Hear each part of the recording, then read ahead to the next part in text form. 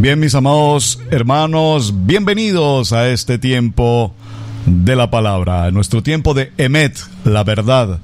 Conociendo a cada uno de nuestros invitados, conociendo un poco de su vida, su historia, su testimonio, su experiencia, y todo ello conllevándonos al poder precioso de la palabra. Así es que su hermano Pastor Roberto Alfaro, desde la ciudad de Cherryville, en Carolina del Norte, en los Estados Unidos, les doy una cordial bienvenida a nuestra entrevista para el día de hoy, también con un invitado muy especial desde el hermano país de Colombia, particularmente desde esa excelente, preciosa ciudad de Medellín, en Colombia. Vamos a conocer su historia, vamos a conocer su experiencia, vamos a conocer, repito, su testimonio con nuestro invitado, el pastor Camilo Mejía, su congregación, su familia, su vida, su trayectoria, y todo esto con un propósito: conocer inmediatamente cuál ha sido ese proceso de transición,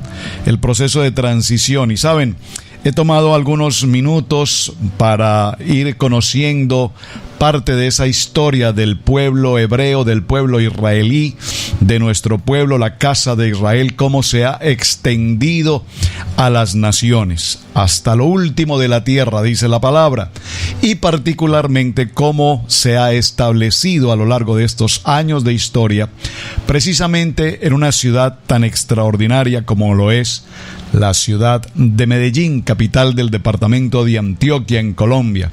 He tenido, por supuesto, la oportunidad como colombiano de estar allí por muchas ocasiones, conocer la calidad de su gente, el desarrollo pujante de la economía de este extraordinario departamento, su calidad humana, su, por supuesto, gastronomía extraordinaria. Y ustedes observan en mi presentación personal un gorro, un sombrero. Asimismo, tengo un poncho, y aquí sobre la mesa de trabajo tengo algunos elementos muy típicos, como una tacita de café colombiano, por supuesto. Tengo también a mi mano un carriel. ¿Y por qué tengo toda esta escenografía, si puedo usar esta palabra? Porque nuestro invitado es un hombre obviamente típico, nacido en esa región de Antioquia, en esa región pujante, en esa región maravillosa. Así es que vamos a hacer una comparación en parte de lo que quiero compartir con nuestro amado hermano Pastor Camilo. Vamos a compartir algunas de estas prendas. ¿Por qué tan importantes, tan típicas, tan folclóricas? Si hay algo que identifica a un colombiano en el exterior particularmente, precisamente son algunas de estas prendas: el carriel, el poncho, el sombrero, y por supuesto no puede faltar la tacita de café, Café Valdés, ¿verdad? Así es que nuestro invitado de hoy, nuestro hermano Camilo, bienvenido, ya está con nosotros en línea. Muchísimas gracias por dedicarnos este tiempo y compartir con tantos hermanos. Para todos los hermanos que nos acompañan a través de las diferentes estaciones de radio en tantas naciones, en Centro, Suramérica, para todos ustedes, bienvenidos y muchísimas gracias por estar aquí con nosotros. Hermano Camilo, muy buenos días y bienvenido a este tiempo de Emet, la entrevista acerca de la verdad. ¿Quién es Camilo Mejía? Buenos días. Buenos días, pastor, ¿cómo está? Buenos días a toda la audiencia. Es un gusto realmente el poderte saludar. Estoy muy contento, te puedo decir, hermano Camilo, el tener la oportunidad de compartir contigo. Hablábamos hace unos días acerca de tu historia y queremos dar comienzo a este punto precisamente recordando en qué momento de tu vida espiritual vienes de un contexto cristiano. Luego vamos a hablar un poco del proceso de transición al tema de las raíces hebreas de nuestra fe. Así es que coméntanos, por favor, hermano Camilo, esta historia. Yo soy una persona obviamente nativa aquí de Medellín, Colombia. Estoy felizmente casado, tengo una hermosa esposa, tengo 37 años, yo soy... conocí al Señor, empecé en una iglesia cristiana aquí local cuando tenía 16 años. Duré mucho tiempo en la iglesia, Yo soy músico también, entonces yo tocaba la guitarra en la alabanza, todo esto. Y hace aproximadamente 5 años, 5 años, no recuerdo muy bien las fechas porque para eso sí soy como un poco despistado. Mi esposa estaba en un ayuno, dándole gracias al Padre por una bendición que ha llegado muy bonita a nuestras vidas. Y ella, arrodilladita allá en su lugar privadito, escuchó una voz que le dijo: guarda mi día de reposo y santifícalo. Para ella fue muy impactante, porque pues como escucho uno eso así como de la nada y entra uno como en una confrontación espiritual muy fuerte, pues porque a uno normalmente le han enseñado que eso no se debe guardar, que ya no es necesario guardarlo, que ya es el día del Señor. Yo vengo de una escuela muy bautista, siempre me identifiqué mucho con la escuela, con la iglesia bautista, entonces fue un choque, porque obviamente ella empezó a investigar, a leer, y se encontró pues con todo un mundo, ¿cierto? Lo que nosotros estamos viviendo hoy en día. Y pues yo empecé a chocar con ella. Fue un año de conflictos, de argumentar, pero ella con mucho amor y mucha sabiduría me supo esperar, tolerar. Y ella lo que hacía era: mira, a ti que te gusta leer mucho e investigar mucho, pues, lee y escucha lo que yo te estoy mostrando, y saca tú tus propias conclusiones. Yo ya como que me tranquilicé, decidí calmarme, y yo dije: bueno, ok, voy a hacer la tarea, me voy a poner a leer, pero mi intención era calmarme para poder ser objetivo y poderle mostrar a ella un montón de argumentos que me daban a mí la razón, y le podía mostrar a que ella estaba equivocada. Esa era mi idea. Yo quería solamente: vea, usted está equivocada y olvídese de esas cosas. Me pongo a leer, a investigar, y me encuentro confrontado soy yo. Yo dije: Dios mío, esto tumba años de lo que para mí yo consideraba una verdad absoluta, podríamos decirlo. Pero cuando leo, por más que le busco, lo único que encuentro son congruencias y cosas que definitivamente encajan.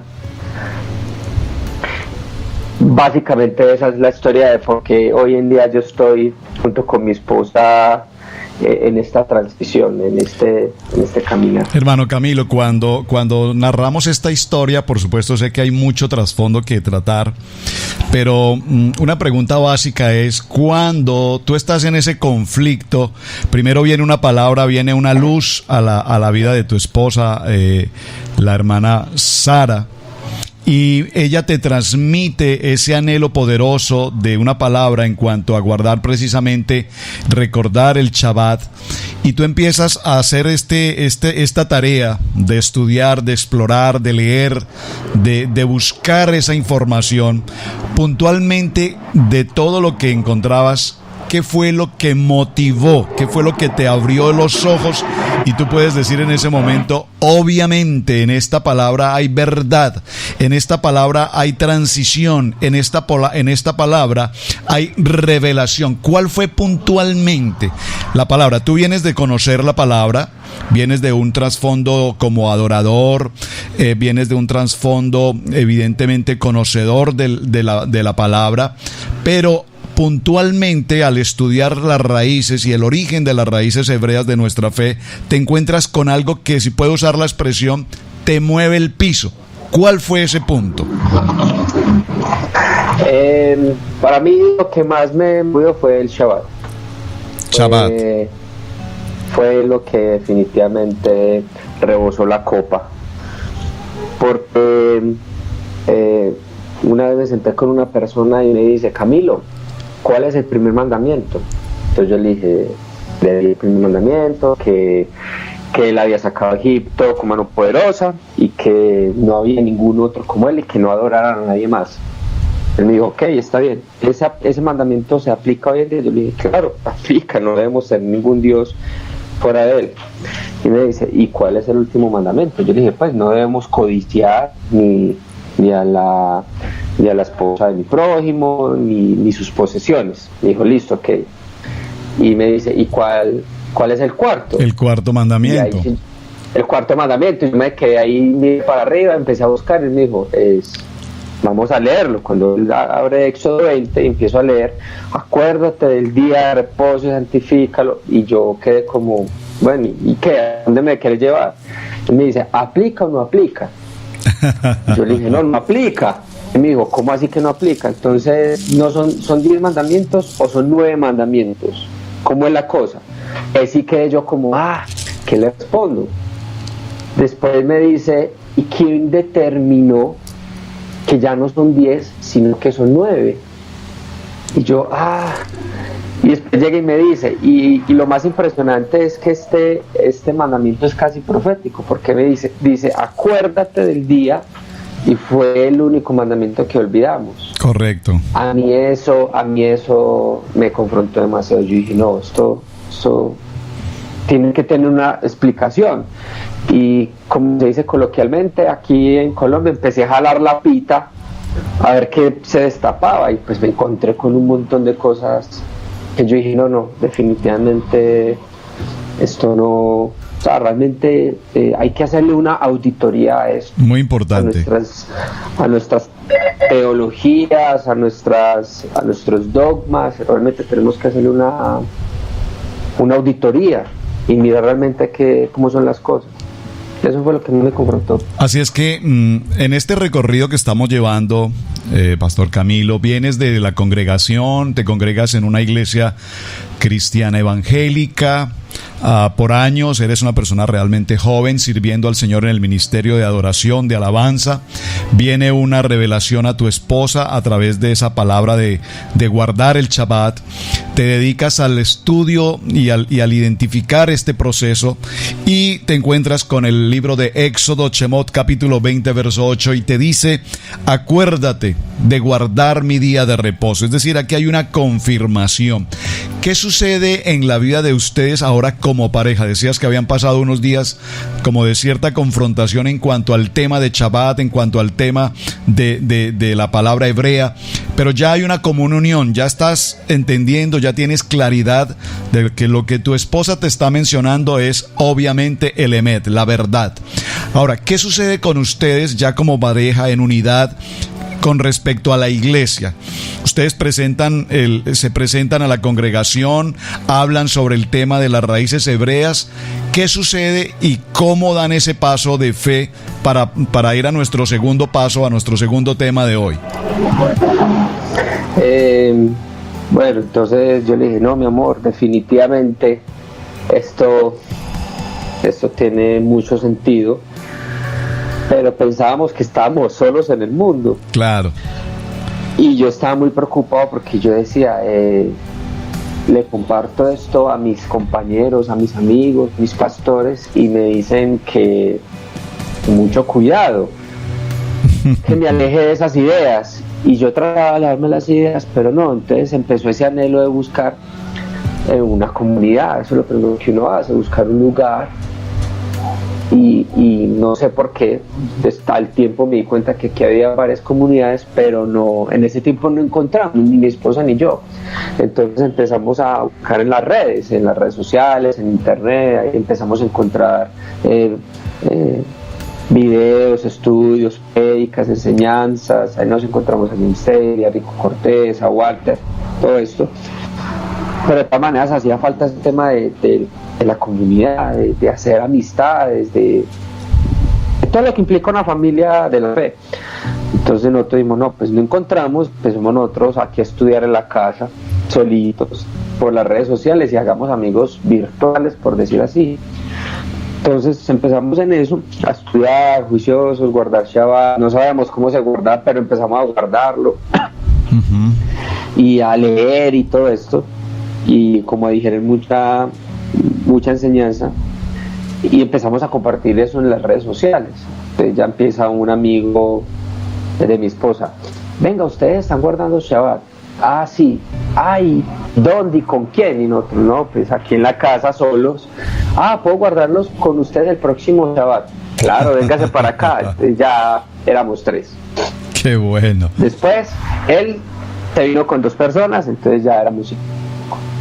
Esta otra persona traía otros 2 y ya pasamos a ser 10, 11, 15 y la cosa empezó a crecerse y ya me empecé yo a asustar, porque realmente mi proyecto de vida nunca era ser pastor. Yo soy administrador de empresas y tenía mi empresa y empecé como a asustarme. Yo, esto ya está tomando como otro contexto, y un contexto que yo no buscaba. Pues la idea era siempre realmente buscar una comunidad, pero después de muchas vicisitudes y el padre pues de tratar con mi vida y confrontarme, me di cuenta de que definitivamente él me estaba llevando como por esta senda ministerial, y ya después de prácticamente 3 años hay una comunidad consolidada aquí en Medellín.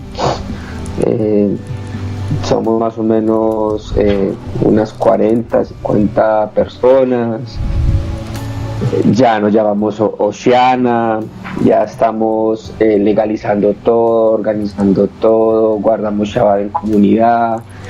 Entonces digamos que fue una obra muy bonita, porque nunca fue algo preparado desde sus inicios como vamos a montar una iglesia aquí en Medellín, sino que hemos visto como el Padre él mismo se ha encargado de dirigirlos, de reunir a sus ovejas, ¿sí? De reunir a sus ovejas, de abrir camino, de cerrar puertas, de abrir otras puertas y ver. Es muy bonito ver cómo el mismo Padre definitivamente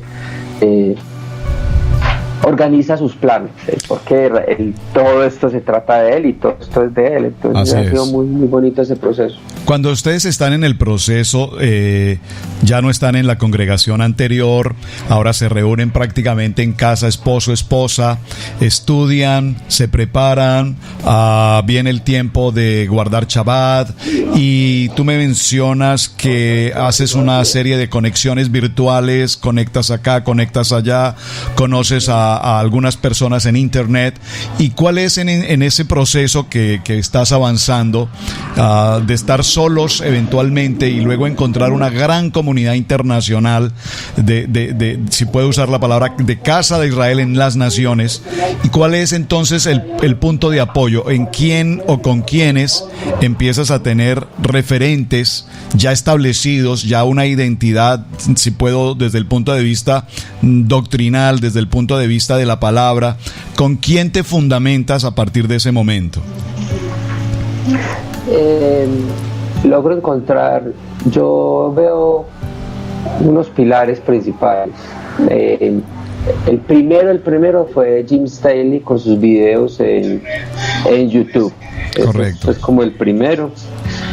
Pero pues con él nunca hice contacto, pero digamos que él fue como con el que los videos de él en el canal de YouTube encontramos como esa primera luz. Con Pastor Diego Higuita de MC en Miami, él fue el primero que vino, nos visitó, nos presentó todo esto, nos introdujo, nos puso unas bases. También está el pastor, el more Rico Cortés. A él sí busqué pegármele, porque vi en él algo muy, muy, muy bonito, muy interesante. Lo perseguí muchos meses hasta que por fin logré hacer como contacto con él y me convertí en discípulo de él. Y Pastor Walter Agosto, la manera de hacer comunidad, la manera de organizar las cosas, de la parte logística, ya él como pastor. Entonces digamos que esos han sido como qué importante 4 referentes que yo logré encontrar en mis inicios y de los que más he adquirido, pregunto, consulto, pido ayuda, etcétera. Importantísimo de esta manera cómo haces contacto con cada uno de estos hombres, y de verdad qué privilegio tan grande cuando de manera personal el pastor Diego Higuita, a quien apreciamos y hemos tenido oportunidad también de compartir justamente aquí en estas entrevistas parte de su vida, de su ministerio.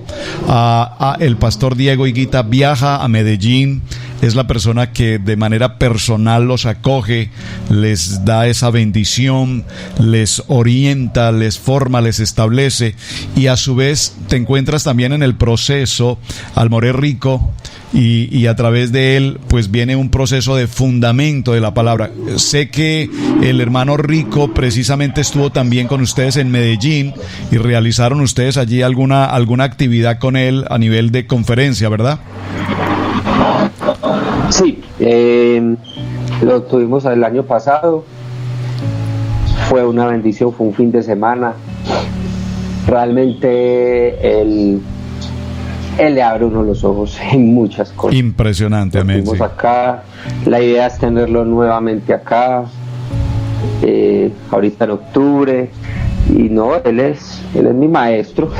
Correcto. Cada ratico me la acerco, le pregunto, ayúdame con esto, cómo resuelvo esto aquí, esto acá, y ha sido una bendición tenerlo, porque realmente es un corazón muy humilde, un corazón dispuesto a dar, no pide nada.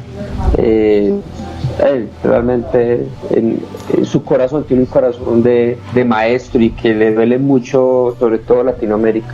Correcto. Me gusta esa palabra que has utilizado ahora, hermano Camilo, cuando hablas de la humildad. Definitivamente en cada uno de estos nombres que hemos mencionado, como lo has dicho el mismo pastor Walter, el hermano El More Rico, el hermano Diego, entre otros, estos hombres que han tenido ese corazón de humildad en la enseñanza, de humildad en cuanto a la unidad del pueblo en un solo propósito. Y ahora que mencionamos Medellín, mencionamos al hermano Rico visitando Medellín, el pastor Diego estuvo en Medellín, vamos ahora en octubre para Colombia con nuevamente el pastor Walter, ahora estará con ustedes también en Medellín. Y como puedes observar, tengo justamente hoy en mi presentación personal el sombrero típico de Antioquia, el poncho típico de Antioquia, y mi carriel también, y lo mencionaba al principio, y mi tacita de café, que no puede faltar nuestra tacita de café Valdés, algunos de los elementos típicos que identifican al pueblo antioqueño y por supuesto también a nuestra nación Colombia. Pero ¿por qué hice este tema de esta manera? Porque me gustaría, hermano Camilo, que en los siguientes minutos comentáramos a título de mi información a muchas gentes que nos están viendo en diferentes países, porque estos elementos que tengo dispuestos hoy, los tengo puestos no solamente porque estamos hablando de Antioquia, sino por la importancia de la historia.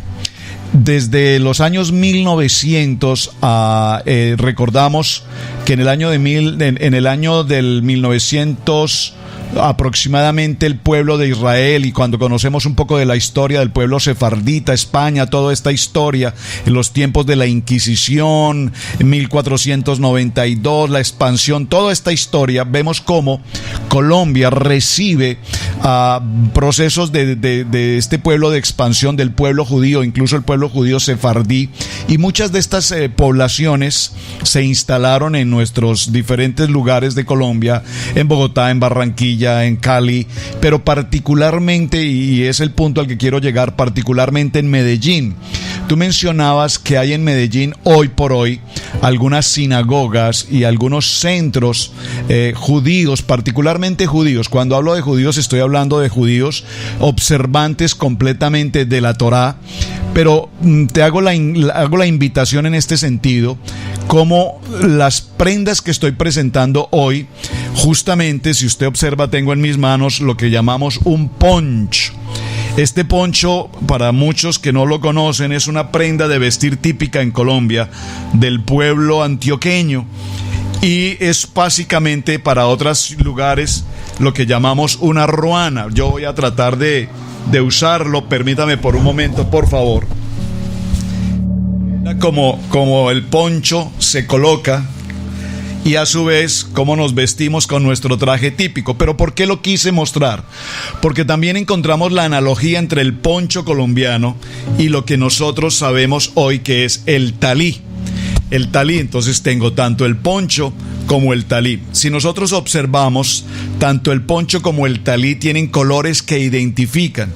Tienen los flecos, los tzitzits, y observe que también el poncho asimismo también trae los flecos. Es decir, que dentro de nuestra cultura latinoamericana, vemos como todos los países, Chile, México, Argentina, aquí tengo otro poncho muy típico del hermano país de México, y todos estos ponchos argentinos, peruanos, chilenos, mexicanos, tienen una relación directa precisamente con nuestra prenda extraordinariamente importante como es el talí. Así es que, hermano Camilo, si tú nos puedes ayudar un poquito a informarnos más en detalle qué representa este sombrero, qué representa este carriel, imagínate que la palabra carriel, esa terminación el, nos muestra que es una expresión totalmente hebraica, es una expresión del hebreo, y todo esto, repito, lo menciono para indicar cuánta influencia tenemos entre estos elementos de carácter cultural, tradicional, folclórico y lo que nosotros conocemos como los elementos propios del pueblo hebreo, del pueblo de Israel. Sí, es muy curioso ese tema. Pues aquí hay mucha cultura. ¿Qué es lo que pasa? Con Isabel la Católica, en el tiempo de la Inquisición, pues o eras católico o morías. Entonces mucho judío sefardí español empezó a migrar para Latinoamérica, para el Nuevo Mundo. Cuando ellos llegaban, pues ellos obviamente llegaban en barco y llegan a las zonas costeras, pero en las zonas costeras era muy fácil de identificarlos, pues porque era un asunto muy delicado, porque los que eran más radicales con sus convicciones, pues se hacían quitar la vida. Pero habían otros que sí lo que buscan era preservar la vida, entonces empezaron a ingresarse a la parte interior del país, a la zona de las cordilleras, a la zona montañosa, parte de eso es lo que estamos acá. Entonces, ¿por qué? Pues porque la topografía y la boscosidad del lugar era más difícil encontrar estas personas, entonces ya lo que hacían era asentarse, crear pequeños caseríos aquí en esta región, y pues por estos caseríos es que se fundó gran parte de lo que son la cultura y lo que es los pueblos antioqueños. Uno encuentra aquí pueblos llamados Damasco, Jericó, Santa Fe de Antioquía o Santa Fe de Antioquia, ¿cierto?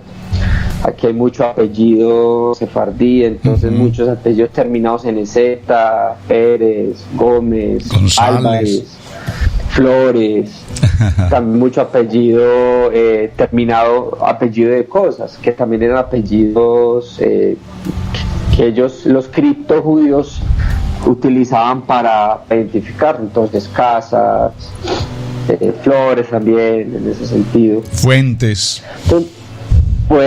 exacto. Entonces mucha de esa cultura se preservó. Entonces, por ejemplo, el poncho, yo tengo una persona en la congregación que él vive en un pueblo llamado El Retiro. Es un pueblo que tiene muy lindo, mucha cultura, se preserva mucha cultura judía. Y él estaba en el supermercado y vio a un señor de sombrero y un poncho muy bonito. Y él llegó y le dijo, venga, le puedo preguntar, ¿usted dónde compró ese poncho? Y llega el señor y le dice, no, lo siento, no es un poncho, es un talit. Wow. Usted no va a entender. Y llega el muchacho y le dice, no, sí, yo sé que es un talit, yo lo entiendo. ¿Dónde lo consiguió? Entonces él se sorprendió. Una vez él iba caminando con la mamá y pasó a alguien y lo saludó Shalom. Y ellos como, Shalom, ¿por qué me saludó Shalom?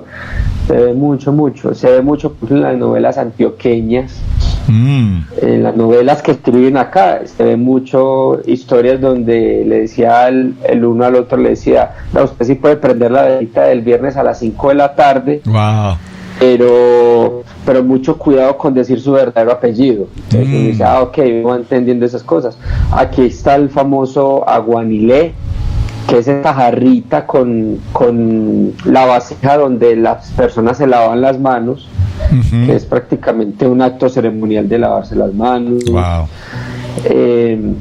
Aquí hay cementerio judío. El cementerio judío, sí señor. Aquí hay colegio judío. Entonces realmente hay mucha. Por ejemplo, el Matodo, el Pon 1, el Pon 2 con las moneditas de chocolate, las moneditas de oro, que eso es el dreidel con el que se juega en el Hanukkah, el jueguito típico.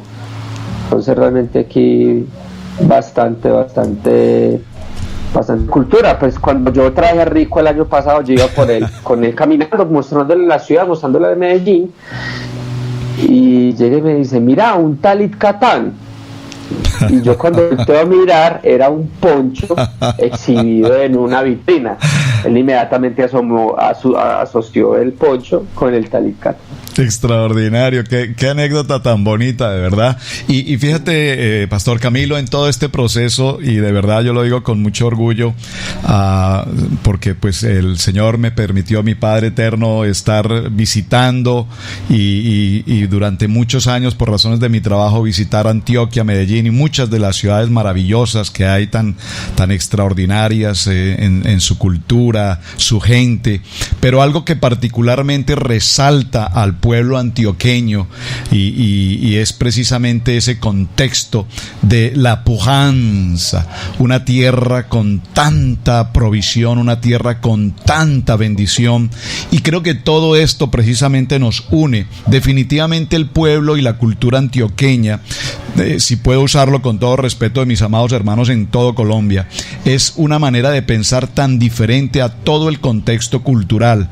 Vemos allí una ciudad avanzada, con metro, con organización, con disciplina, con aseo, con una ciudad extraordinariamente pujante. De hecho, conocemos tantas anécdotas. Estoy seguro que quienes nos están escuchando conocerán de tantas anécdotas de antioqueños. Nosotros les conocemos como los paisas. Digo los paisas porque para México y algunos otros países la palabra paisas no tiene el mismo contexto que para nosotros en Colombia. Cuando hablamos del antioqueño, Manizales, Pereira, toda esta región paisa, entonces vemos a paisas en tantos lugares del mundo desarrollando labores importantes, gente con una mentalidad tan pujante. Creo que la palabra más correcta sea decir esa palabra, pujante. Pero en todo este proceso y en toda esta historia que hemos compartido, Pastor Camilo, lo estoy enfocando a lo siguiente. Nace la congregación de los hermanos Camilo y Sara Mejía.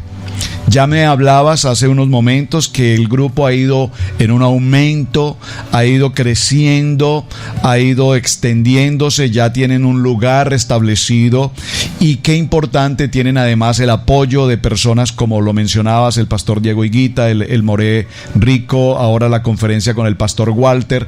¿Cómo ha sido la acogida? ¿Cuál es la actitud del entorno donde estás hoy, las iglesias, las gentes que les rodean, cuando ustedes empiezan a desarrollar este proceso, si puedo, de plantación de este contexto de raíces hebreas? ¿Cuál ha sido cuál es la palabra que puedo usar? ¿Cuál ha sido la respuesta de la comunidad en torno a la obra que ustedes están desarrollando hoy? Bueno, el tema de la comunidad judía, nosotros somos unos NNs. Realmente la comunidad judía no sabe de nosotros. En su momento, pues somos unos NNs porque hay un propósito en eso. Realmente yo no he querido todavía entablar esas relaciones con la comunidad judía, no porque tenga algo en contra de la comunidad judía, todo lo contrario.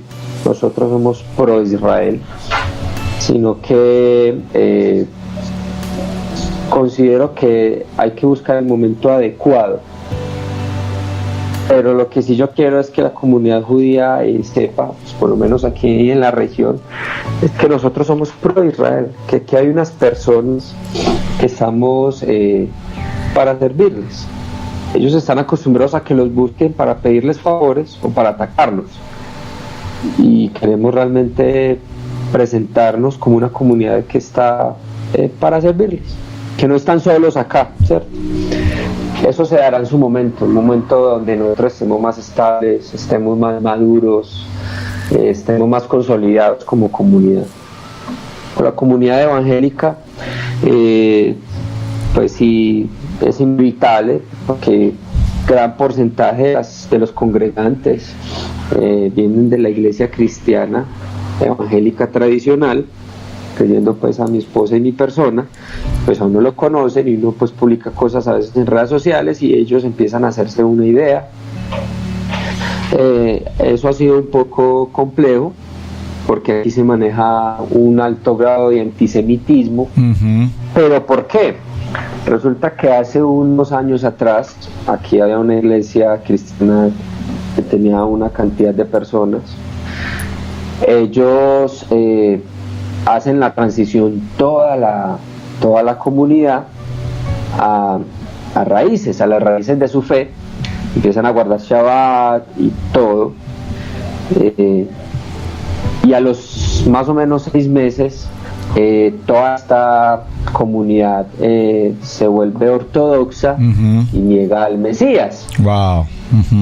Entonces eso creó un miedo colectivo entendible en toda la comunidad evangélica.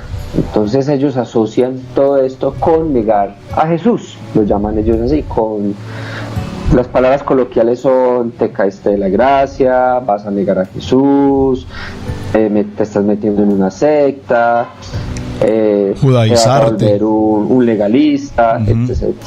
Entonces, ¿cuál es la tarea o cuál es el reto de nosotros acá todos como una comunidad? Y es mostrar que nosotros, si hacemos la intención y el deseo, la meta, el objetivo es hacer las cosas bien, no es negar a Jesús, no es negar a Yeshua, entonces es realmente mostrar a Yeshua desde Génesis hasta Apocalipsis.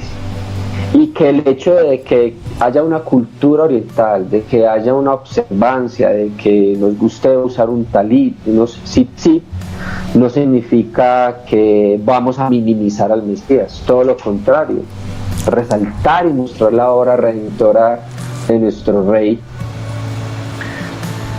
pero que no tiene que por qué, o no tenemos por qué volvernos antisemitas, porque no debemos olvidar de que Yeshua, de que Jesús era judío. Como judío tenía una cultura y él nunca estuvo en contra de la cultura. Entonces es un reto muy bonito el que hay acá. No es fácil porque aquí las comunidades que hay son comunidades también emergentes como nosotros, son comunidades pequeñas. Y las comunidades emergentes somos muy vulnerables a que se nos filtren personas que quieran hacer daño, a la falta de experiencia en temas logísticos. Entonces, como todavía aquí las comunidades todas no estamos consolidadas, entonces es doble vía, porque es un reto muy bonito de, bueno, vamos a hacer algo acá, lo vamos a hacer bien, estamos empezando de cero, pero nos toca blindarnos, nos toca cuidarnos mucho, cuidar mucho la comunidad y prepararnos y mostrar realmente con argumentos serios, con una exégesis bien planteada. Realmente todo tiene una razón. Y lo que nosotros hacemos tiene una razón y tiene un sustento bíblico. No es porque yo me quiera disfrazar de judío, porque me siento judío, sino que realmente el trasfondo es un trasfondo de identidad espiritual, es un trasfondo de identidad como hijo de Dios, como hijo del Eterno, como hijo de Hashem. Entonces, me parece un reto muy bonito, que realmente yo pienso en eso y digo, qué privilegio uno poder mostrar realmente que Hermano Camilo, fíjate que... Yo lo veo, qué pena... Pastor, no, tranquilo, sigue.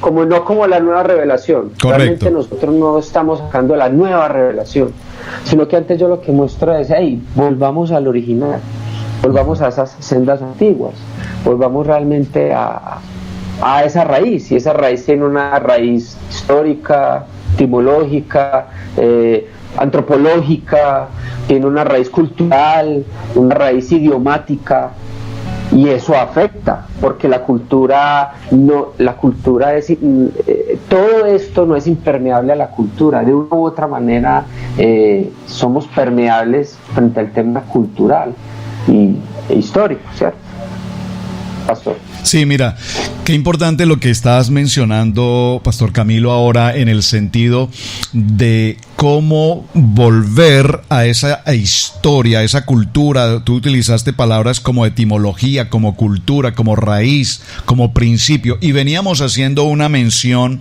como esa tierra en la que te encuentras, esa tierra antioqueña, tiene una raíz precisamente de un antecedente histórico-cultural absolutamente del pueblo judío. Y cuando yo me refiero al pueblo judío, no quiero que me interpretes como hablando del judío observante, como tú lo mencionas, sino desde el punto de vista de nuestra cultura y de nuestra tradición como pueblo de Israel.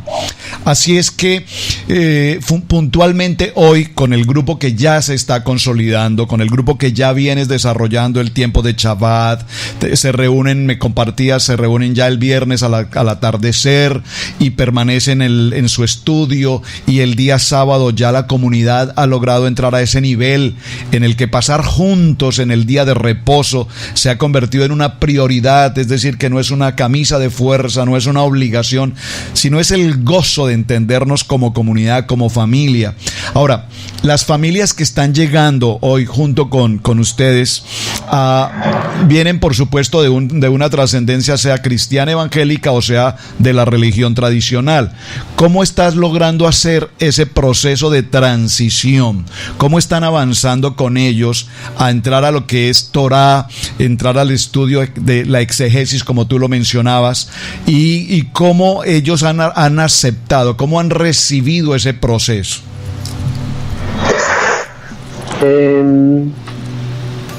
Es un trabajo que es un poco complejo de consolidar, pero lo primero que hacemos es llevar a que las mismas personas se pregunten. Bueno, lo bonito ha sido que la gran mayoría de las personas que vienen es muy inquietas. Vienen es, venga, yo tuve un sueño, yo vi un video, siento que falta algo. Todos ya llegan inquietos. Entonces yo lo primero que hago es definitivamente mostrarles la belleza del Shabbat, mostrarles que el Shabbat no es una cosa legalista, sino que realmente es un gozo. Shabbat es tiempo en familia. ¿Qué pasaría con una familia, con una pareja matrimonial y una familia que tiene hijos donde el esposo trabaje lunes? ¿Cierto? O sea, realmente sería una ruptura de ese núcleo familiar. Shabbat permite tener ese tiempo de familia donde el esposo está con su esposa, donde los padres están con sus hijos. Segundo, Shabbat, ¿qué significa? Shabbat significa libertad. Lo primero que hace el Eterno es decirles, ustedes, a Israel les dice, ustedes son esclavos, el esclavo no tiene descanso, el esclavo va de lunes a lunes. Ahora yo lo que les quiero dar es a ustedes libertad. Como personas libres ustedes tienen un día de descanso, pero lo más impresionante ahí es que dignifica también el ser humano, porque ustedes ya no son simplemente trabajo, ustedes son personas y son dignificadas. Aparte de eso, podríamos decir que es la primera ley pro animal, porque dice no solamente descansarás tú, sino que ese caballito también es una vida y tiene dignidad, y ese caballito también necesita descansar porque el caballito también se cansa. Entonces realmente yo le muestro a las personas que el Shabbat, es más, usted ni siquiera tiene que ser creyente para obtener los beneficios del Shabbat. El solo hecho de que una persona descanse con su familia, tenga tiempo con su familia y le dé descanso y reposo a su vida, él podrá ver inclusive los beneficios que trae eso. Pues cuando yo le presento a las personas que esto no es, bueno, aparte adicional, que cuando yo guardo Shabbat cada 7 días, yo estoy recordando que yo estoy en pacto con el Eterno y que Él se entrona ¿en qué? En mi casa, entrona en mi vida. Porque, por ejemplo, una vuelta al año son 12 meses. ¿Qué es la vuelta del sol? El de la Tierra alrededor del sol. Un mes son los 31 días, que es la luna alrededor de la Tierra. Un día es la Tierra girando en su propio eje, y la semana. ¿Por qué el Eterno establece cada 7 días? ¿Por qué no dijo cada 5 días Shabbat? ¿Por qué no cada 10 días de cada año? ¿O por qué no 2 Shabbat al mes, 15 y 30, cada 15 días? ¿Por qué el 7? ¿Por qué 7 días? ¿Por qué cada 7? ¿Por qué un ciclo de 7? Cuando uno va a investigar y lee, se da cuenta que en el antiguo Medio Oriente cada 7 días o el ciclo de 7 realmente es entronamiento. A un rey se le hacía una fiesta de 7 días y en el 7º día el rey era coronado, era entronado, él se sentaba en su trono, se le colocaba su corona y empezaba a gobernar y legislar. Entonces cada vez que yo le abro las puertas de mi casa al Eterno, por eso él dice en Apocalipsis, estoy a la puerta y llamo y entraré y cenaré, ¿cierto? Él entra a mi casa y yo lo que estoy haciendo es un acto simbólico, pero también espiritual, donde estoy declarando que Él es el que reina, que Él es el que gobierna, que Él está entronado. Entonces esta transición con las personas es lo primero que yo les muestro. Y claro, ya en el Shabbat, ellos ya, las relaciones familiares mejoran, las relaciones con sus hijos mejoran, sobre todo la relación de pareja mejora mucho. El tema del estudio, ellos mismos con el estudio ya empiezan a congregarse con nosotros. Bueno, realmente nosotros los viernes por la noche solamente hacemos una vez al mes una apertura Shabbat congregacional. Uh-huh. Porque si yo le doy mucho énfasis a que se haga Shabbat en la casa, en muy la familia, familiar, donde se sienten en la mesa, algo que se ha perdido, se siente papá, mamá e hijos a cenar en una mesa, donde el padre ore por su esposa, ora por sus hijos, la esposa y los hijos oran por su papá, por protección, por unir ese vínculo, y después se sientan y cenan, y allí está el Eterno, allí en medio de este comedor. Entonces hago mucho énfasis en que se haga familiar. Y ya los sábados nos reunimos ya como congregación, compartimos, estudiamos la palabra, tenemos tiempos de alabanza y de oración, tiempos de hermandad, donde nos servimos un cafecito colombiano, nos ponemos a conversar y a disertar y tener ya un tiempo como familia ya en el Señor, en el Eterno.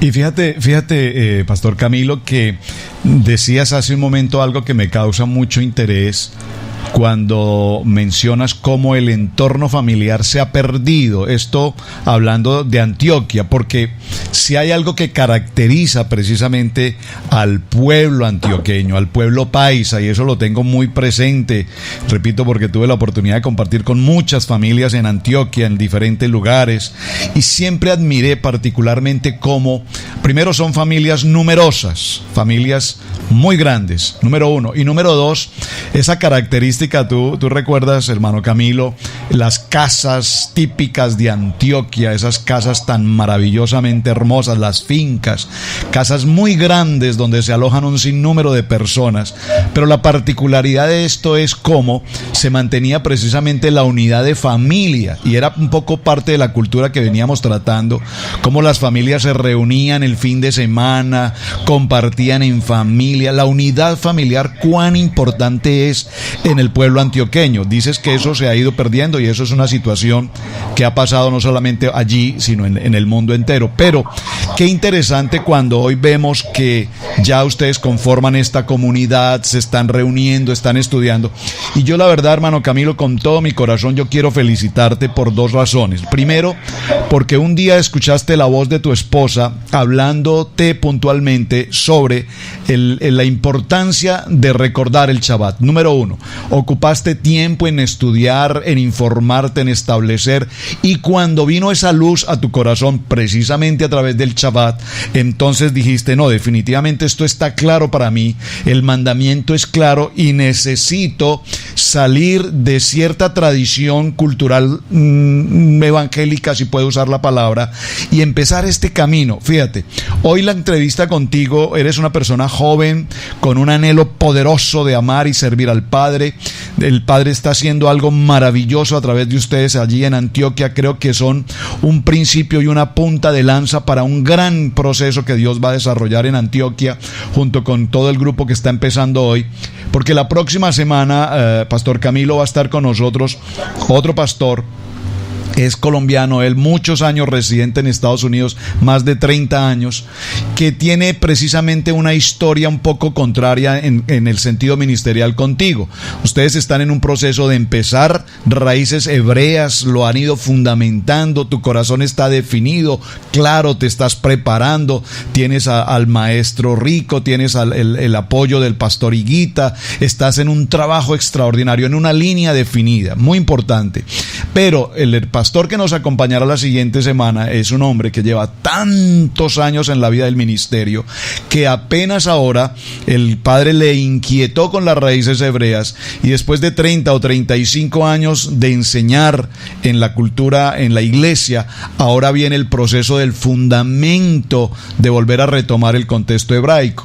Así es que yo digo, quiero felicitarte en el sentido de que lo que están haciendo es en muy buen tiempo, es un kairos de Dios con ustedes, es un kairos para la comunidad en Antioquia, es un kairos a través de estos maestros que los están apoyando para generar un proyecto de vida, de familia, de unidad, de volver por nuestras raíces. Y creo, hermano Camilo, que Dios, poderoso Padre eterno, tiene para ustedes una palabra y una misión extraordinaria por realizar. Así es que Josué capítulo 1, verso 8 y 9, usaste la palabra senda, y en el momento que usaste la palabra senda, aquí en mis notas escribo lo que tú mencionas. Vino a mi corazón obviamente esa porción de Josué para decirte a ti, Camilo, hermano, Dios hará sendas donde piensas que no hay. En algún momento te sentías solo y repentinamente Dios te provee personas, apoyo, dirección, unidad, y veo por supuesto el proceso como Dios los está bendiciendo. ¿Cuál es la labor, ya en los minutos que nos quedan finales, cuál es la labor que está desarrollando hoy tu esposa como mujer, ella que recibió esa primera revelación? ¿Qué labor cumple ella hoy en la congregación? Gracias, pastor, por esa palabra. Realmente es muy del Eterno. No, mi esposa es la columna de todo esto. Y realmente mi esposa es ese roble que sostiene todo este ministerio. Ella es la que tiene ese oído afinado para escuchar la voz del Eterno. Ella es la que tiene que ver con todas las personas. Ella es la que tiene esa, ¿cómo decirlo? Ese don de gente tan bonito para poder ayudarles con esta transición. Mi esposa en la parte logística ni decirlo. Entonces mi esposa realmente es la columna de este ministerio. Ella es la que me dice, mi amor, mucho cuidado por ahí, mi amor, mucho cuidado con esa persona, mi amor, me parece que esto que estás haciendo no está bien. Ella me ayuda bastante, me ayuda a afinar mucho, a tener mucho cuidado, y realmente es una mujer yo creo que como es una mujer de tanta oración, de tanto ayuno, de buscar tanto la presencia y buscar tanto el Señor, digamos que es esa voz, es esa atalaya, es esa voz profética dentro de la comunidad, es ese filtro por el medio del cual el Padre nos dice por dónde debemos realmente ser guiados, por dónde debemos movernos. Y mi esposa es la todera, ya la parte logística, mi esposa organiza absolutamente todo en esa comunidad, habla con el uno, habla con el otro, allí, allá, realmente es fundamental. Es una motivadora, pues por supuesto que nos dice Proverbios 31, es una palabra extraordinaria para definir este contexto. Mujer virtuosa, ¿quién la hallará? Porque dice la palabra que esta mujer virtuosa sobrepasa largamente a la de las piedras preciosas, y el corazón de su marido Camilo está en ella confiado y no carecerá de ganancias. Veo que tienes ese respaldo incondicional del Padre Eterno a través de la hermana Sara, y hacen una pareja maravillosa en el ministerio sirviendo. Así que, hermano Camilo, pues este ha sido nuestro tiempo. Yo sé que quedan muchos temas por tratar, obviamente, pero esta seguirá siendo tu casa. Espero que no sea la primera vez, sino que tengamos oportunidad de ir conociendo de cerca cómo va el desarrollo del ministerio de ustedes allí. Así es que muchísimas gracias, Pastor Camilo, por la oportunidad que nos has concedido de conocer tu historia, tu testimonio, el punto de obediencia de enfrentar este llamamiento con absoluta decisión por encima de muchos contextos de carácter familiar, de carácter eclesiástico incluso, pero siempre con una visión clara y definida. Así es que, Pastor Camilo, muchísimas gracias. Hermana Sara, para ti, muchas gracias. Para la congregación allí en Medellín, muchas gracias por estar con nosotros en este tiempo de EMET, aquí desde Cherryville, Carolina del Norte. Despidámonos entonces, hermano Camilo, muchas gracias. Muchas gracias, pastor. Muchas gracias a su esposita, a Camilo. Gracias por esta oportunidad. Gracias por honrarme con este espacio para poder compartir con todos ustedes. Aquí hay una familia en Medellín para cuando nos quieran visitar, que los recibimos con los brazos abiertos. Así será.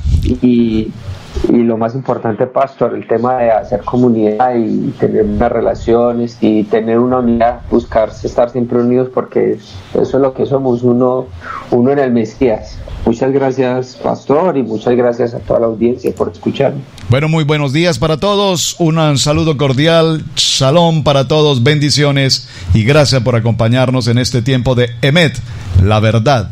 Bendiciones.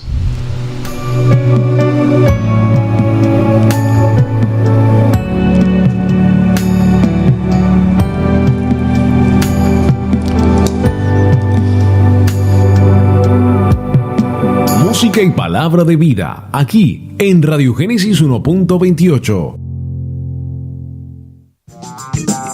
Estás escuchando Radio Génesis 1.28, la frecuencia de la familia hispana.